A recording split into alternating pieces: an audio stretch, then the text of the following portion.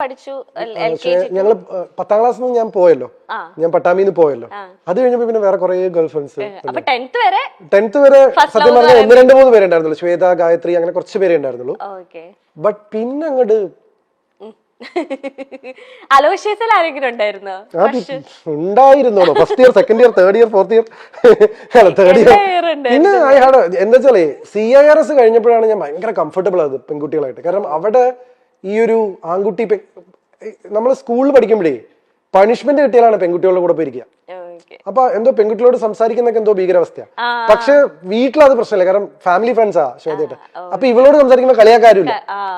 പിന്നെ പിന്നെ കുറെ കഴിയുമ്പോൾ ആൾക്കാർ കളിയാക്കി തുടങ്ങി. കാരണം എന്നെ ഇവളും ഞങ്ങൾ രണ്ടുപേരും ഒരുമിച്ച് വരുന്നൊക്കെ കണ്ടിട്ട് പിന്നെ അങ്ങനെ അത് പിന്നെ ഗേൾ ഫ്രണ്ട് ഇല്ല എന്ന് പറയുന്നത് കുറച്ചിലായി തുടങ്ങി. അപ്പൊ എന്റെ അടുത്ത് ആരെങ്കിലും ആരാ ഗേൾ ഫ്രണ്ട് ചോദിക്കുമ്പോൾ ശ്വേതയാണെന്ന് പറയും. കാരണം ഇത് ഭയങ്കര പ്രശ്നമാണ്, പെൺപിള്ളേരുടെ സംസാരിച്ചതും നടക്കേടാണ്, ഗേൾ ഫ്രണ്ട് ഇല്ല എന്ന് പറഞ്ഞാൽ പ്രശ്നമാണ്. അപ്പൊ അങ്ങനെയൊക്കെയുള്ള ഒരു സ്പേസിംഗ് ആയിരുന്നു. CIRS എന്താണെന്ന് വെച്ച് കഴിഞ്ഞാൽ ഞാൻ പറഞ്ഞില്ലേ, ബോംബെ ക്രൗഡ് ആയിരുന്നു, കോസ്മോപൊളിറ്റൻ ക്രൗഡ് ആയിരുന്നു, അമേരിക്കൻ സ്റ്റുഡൻസ് ആയിരുന്നു. ഇവർക്ക് ഈ ബോയ്സ് ഗേൾസിന്റെ ഇത് ഭയങ്കര കുറവാണ്. തോളിലൊക്കെ വന്നു കഴിഞ്ഞാൽ ഞാൻ ആദ്യമൊക്കെ വേർക്കുമായിരുന്നു. അത് കഴിഞ്ഞ അലോഷൻസ് പോയപ്പോ എനിക്ക് ഈ ഇൻഹിബിഷൻ പോയി. അപ്പൊ എനിക്ക് ബോയ്സും ഗേൾസ് ഒക്കെ ഒരുപോലെ. അങ്ങനെ ഞാൻ കൂടുതൽ പെൺകുട്ടികളോട് കംഫർട്ടബിൾ ആവുന്നു. ലൈക്ക് എപ്പോഴും എനിക്കൊരു പ്ലസന്റ്നെസ് ഉണ്ടായിരുന്നു. പക്ഷെ അതും കൂടെ കഴിഞ്ഞോട് കൂടിയിട്ട് പിന്നെ ഫ്രണ്ട്സും ഗേൾസും ലവും ഒക്കെ അത്രയാണ്. ഞാൻ കമ്മിറ്റഡ് റിലേഷൻഷിപ്പിലായിരുന്നില്ല കേട്ടോ. ലൈക്ക് അത് ഞാൻ എടുത്ത് മുമ്പും പറഞ്ഞിട്ട് ഇപ്പോഴും പറഞ്ഞിട്ടുണ്ട്. ലൈക്ക് അങ്ങനെ ആയിരുന്നെങ്കിൽ എന്റെ കല്യാണം എപ്പോഴും കഴിഞ്ഞാണ്. Like I was always in A confused space. ഈ കുട്ടിയാണോ, ഈ കുട്ടിയാണോ, ആ കുട്ടിയാണോ, ഈ കുട്ടിയാണോ, എന്തൊക്കെ സംഭവിക്കുന്ന ജീവിതത്തിൽ ആ ലൈനാണ്. ഇപ്പൊ ഡീപ്പ് ഡാൻസിൽ ഒരുപാട് ഇങ്ങനെ ലൈക്ക് എല്ലാരും ഏറ്റെടുത്തതിന് ഒരുപാട് ഗേൾസ് ഫാൻസ് വന്നിട്ടുണ്ടല്ലോ. അപ്പൊ അതില് ആരെങ്കിലും ഇങ്ങനെ കണ്ടിന്യൂസ്ലി ലൈക്ക് ചേട്ടന്റെ മെസ്സേജ് അയക്കേ, കോൾ ചെയ്യേ, അങ്ങനെയൊക്കെ നിന്ന ആരെങ്കിലും ഉണ്ടോ? കോളും ചെയ്തിരുന്നില്ല. എന്റെ നമ്പർ ഒന്നും മാർക്ക് കിട്ടിയാലും ഞാനിപ്പോ തന്നെ അത്രയും ഞാൻ ഹാൻഡിൽ ചെയ്യില്ലായിരുന്നു. പക്ഷെ I use to get letters എന്നോ, വീട്ടിലേക്കൊക്കെ കത്തുവരായിരുന്നു. ഞാൻ ഇൻസ്റ്റാഗ്രാം ഒരു സമയത്ത് അല്ല, ഇൻസ്റ്റാഗ്രാം അല്ല, ഫേസ്ബുക്ക് ഒരു കാലത്ത് സ്ഥിരമായിട്ട് നോക്കുമായിരുന്നു. പിന്നെ പേടിയാവാൻ തുടങ്ങി. ആൾക്കാർ ജീവിച്ചേട്ടൻ കല്യാണം വെച്ചാൽ ഞാൻ ആത്മഹത്യ എന്നൊക്കെ പറയുന്ന അന്നത്തെ കാലത്ത് അങ്ങനത്തെ കുറെ മെസ്സേജ്. പിന്നെ ചോരയിലൊക്കെ കത്തുവരായിരുന്നു.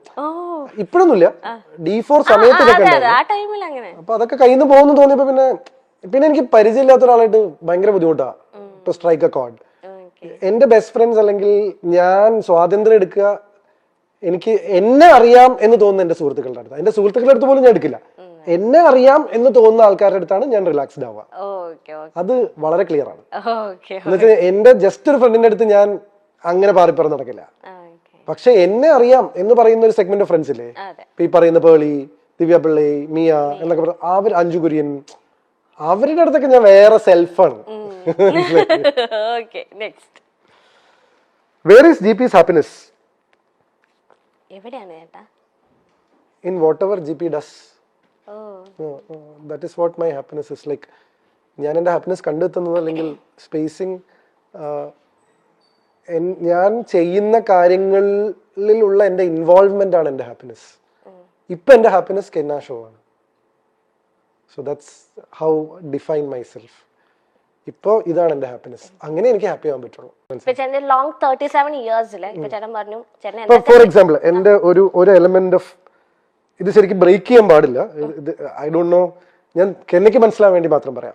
എന്തുകൊണ്ടാണ് ഞാൻ എന്റെ ഇൻവോൾവ്മെന്റിലെ ഹാപ്പിനെസ് എന്ന് പറഞ്ഞതെന്ന് വെച്ച് കഴിഞ്ഞാൽ, ഇവിടെ ഞാൻ 100% ഞാൻ ഇവിടെയാണ്.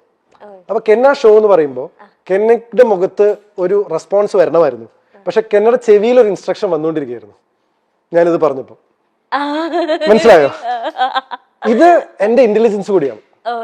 ഇതിപ്പോ എങ്ങനെയാ ജിപിച്ചേട്ടൻ മനസ്സിലാക്കിയെന്ന് കെന്നെ ആലോചിക്കും. ഇത് പറഞ്ഞപ്പോ കെന്നയുടെ മുഖത്തൊരു തെളിച്ചം വന്നു. ഇതാണ് ഒരു അവതാരകനായിട്ടുള്ള ജിപിയുടെ ഹാപ്പിനെസ്. മനസ്സിലായില്ലേ? എന്ന് വെച്ച് കഴിഞ്ഞാൽ അത്ര അറ്റൻറ്റീവ് ആണ് ഞാൻ ഇവിടെ ഷോയില്. എന്ന് വെച്ചാൽ കെന്ന ഷോ എന്ന് പറഞ്ഞു കഴിഞ്ഞപ്പോ എനിക്കറിയാം എന്റെ ഓഡിയൻസിൽ നിന്ന് ഒരു റെസ്പോൺസ് വരുന്നു. അത് വരുന്നില്ല, എന്തുകൊണ്ട് വന്നില്ല? അപ്പൊ കെന്നയ്ക്ക് എന്തോ ഒരു ഇൻസ്ട്രക്ഷൻ കിട്ടിയിട്ട് പുറത്തുനിന്ന്. ആ ക്വസ്റ്റ്യൻ ആണ് അടുത്ത് കെന്ന എന്റെ അടുത്ത് ചോദിക്കാൻ പോകുന്നത്. ഈ ദിസ് ലോങ് 37 years ചോദിച്ചോളൂ. ഇനി ഞാനൊന്ന് ചോദിക്കണ്ടല്ലോ, സ്റ്റേറ്റ് അവാർഡ് അവതരണത്തിൽ കിട്ടാൻ പറഞ്ഞ എളുപ്പമുള്ള കാര്യമല്ല. ഞാനൊരു ദിവസം ഇങ്ങനെ കേട്ട് പകച്ചു പോയി എന്നൊക്കെ പറഞ്ഞു. അല്ല, this is A tip for you as A anchor. മനസ്സിലായില്ലേ? ഇതൊരു this is my happiness. This is GP's happiness. അതാ ഞാൻ നിങ്ങളെ ടെക്നിക്കാലിറ്റി ഞാൻ ബ്രേക്ക് ചെയ്യണോന്ന് വരെ ഞാൻ ഇപ്പൊ ചിന്തിച്ചു. കാരണം നിങ്ങളുടെ ചെവിയിൽ ഒരു ഇന്നിയർ ഇരിക്കുന്നുണ്ടെന്ന് പ്രേക്ഷകർക്ക് അറിയില്ല. പക്ഷെ this is A content for you. ഇത് കെന്ന ഷോയുടെ ഒരു കണ്ടന്റ് ആണ്. വേറൊരാൾ ഇവിടെ വന്നിരുന്നത് നിങ്ങൾക്ക് ഇങ്ങനെ ഒരു സാധനം പറയില്ല. കാരണം ഞാൻ അത്ര അറ്റൻറ്റീവ് ആണ്. ഞാൻ ഇത്രയും സംസാരിക്കുമെങ്കിലും എന്റെ ചുറ്റും നടക്കുന്നതിനെ കുറിച്ച് ഞാൻ എസ്പെഷ്യലി ഒരു ഷോ നമുക്ക് ഇത് എന്റെ ഏരിയ ആണ്. അതെ അതെ സത്യം. അപ്പൊ ചോദിച്ചോളൂ, ലോങ് 37 years അല്ല, ചോദിച്ചോളൂ. അത് നിങ്ങൾക്ക് അവിടുന്ന് ഷോന്റെ ഒരു ഇൻസ്ട്രക്ഷൻ വന്നല്ലേ, ഞാൻ പറയാം. ലോങ് 37 yearsൽ ഏറ്റവും ഹാപ്പിയസ്റ്റ് ആയിട്ട് തോന്നിയ ഒരു മൊമെന്റ് ഏതാണ്? ഇതാ ഇത് പറയല്ലേ, വേറെ പറ. ദിസ് മൊമെന്റ് എടാ, ഇതിലും നല്ലൊരു മൊമെന്റ് ഏതാണ്? ഒരു അവതാരകന് ഇതിലും നല്ലൊരു മൊമെന്റ് ഏതാണ് ഹാപ്പി ആവാനുള്ളത്? പിന്നെ വേറെ കാരണം അല്ല, അതാണ് കാരണം this is my job and I M good at it. Yes. Next. Which is GP's top gossip? ഏറ്റവും ടോപ്പ് ആയിട്ട് ഞാൻ പക്ഷേ ഇല്ലേ, ഇന്ന് പണ്ടത്തെ ഒരു ഇന്റർവ്യൂല് ജസ്റ്റ് കേട്ടോണ്ടിരുന്നപ്പോഴത്തേനും കമന്റ്സും ജസ്റ്റ് ഞാൻ സ്ക്രോൾ ചെയ്തതാ. അപ്പൊ അതിലൊരു എന്തോ ഒരാള്, വ്യക്തിയുടെ പേരൊന്നും എനിക്ക് ഓർമ്മയില്ല, നല്ല ഡീറ്റെയിൽ ആയിട്ട് GP ചേട്ടന്റെ പേളി ചേച്ചിയുടെ ഒക്കെ അറിയുന്ന രീതിയിൽ പേളിയും GPയും ഇഷ്ടത്തിലായിരുന്നു. പിന്നെ അവരെന്തോ പിണങ്ങി, പിന്നെ അതുകൊണ്ടാണ് അവര് കെട്ടാത്തത്. അത് ഞാൻ ഇനി അങ്ങനെ പറഞ്ഞു. അപ്പൊ ഞാൻ വെച്ചത് ഈ പേളിയും GP ചേട്ടനായിട്ട് ഞാൻ അങ്ങനെ ഗോസിപ്പുകൾ ഒന്നും കേട്ടിട്ടില്ല. അപ്പൊ ആ കമന്റിൽ എന്തോ ഗോസിപ്പ് ഉണ്ടായിരുന്നു എനിക്ക് തോന്നുന്നു. എനിക്ക് മേജർ ആയിട്ടുള്ള എനിക്കിതിൽ ഏതാ മീൻ ദിവ്യപിള്ള, ഇതിൽ ഏതാണോ ടോപ്പ് ഗോസിപ്പുകൾ ഇഷ്ടംപോലെ ഉണ്ട്. എനിക്കത് മീയ ചേച്ചി ആയിട്ടായിരിക്കും. പക്ഷെ എന്താ അറിയോ, ദിവ്യപിള്ളയുടെ ഗോസിപ്പിന്റെ സമയത്ത് സോഷ്യൽ മീഡിയ സ്ട്രോങ് ആയിരുന്നു.